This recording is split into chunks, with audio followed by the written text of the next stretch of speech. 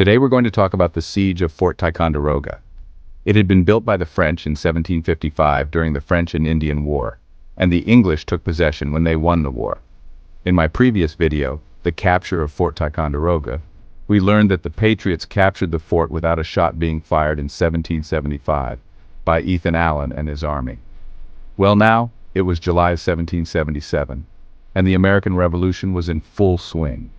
A British army of 10,000, led by General Burgoyne, was on their way to recapture the fort. Fort Ticonderoga? It was a big deal, a strategic hotspot that could make or break the control over the Hudson River Valley. Inside the fort were about 3,000 American troops under General Arthur St. Clair and his superior, General Philip Schuyler.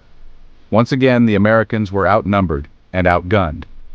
The approaching British army included Canadians, Loyalists, and around 800 Iroquois Indians, in addition to Burgoyne's regular army of 7,000 or 8,000 soldiers.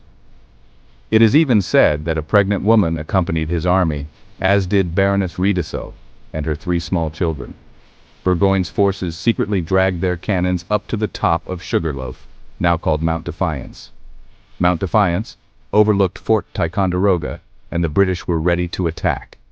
On the 4th of July, as St. Clair's men quietly celebrated the first anniversary of the signing of the Declaration of Independence, they noticed smoke coming from Mount Defiance.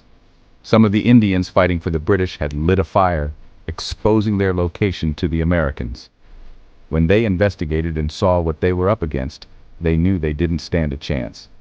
On the night of July 5th, St. Clair ordered a strategic and stealthy evacuation.